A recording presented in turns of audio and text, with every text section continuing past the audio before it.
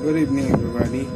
I am here to introduce you the 5 OHS tools that we use every day in our life. So first of all, we have the famous one of all. We have alcohol, face mask, wet wipes, and personal protective equipment or PPE are essential components of occupational health and safety.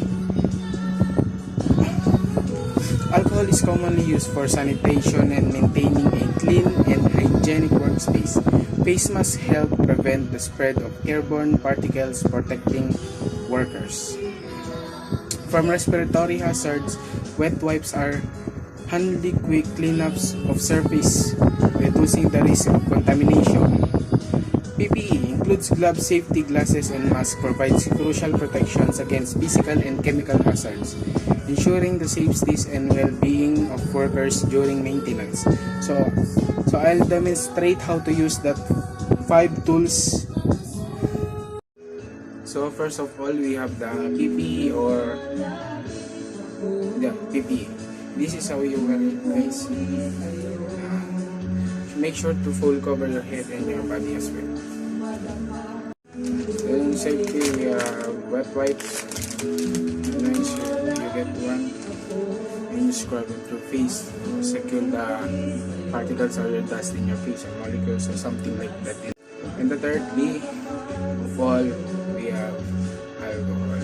It's most essential, guys. Laging gamit na gamit. So put your hands here. Rub it your hands right there. The fourth one, we have mask. So, siguro lahat naman tayo alam kung paano gumamit ng mask. Ganito lang siya, guys. What do you think, guys? And that's how you wear mask. Mas maganda siya kung ano siya, yung fully cotton, yung medyo makapal. And the last one, we have fiber cloth. So fiber cloth used to like this. I'm gonna demonstrate with HDD here. I have a HDD old model here, so I can demonstrate how to use the fiber cloth.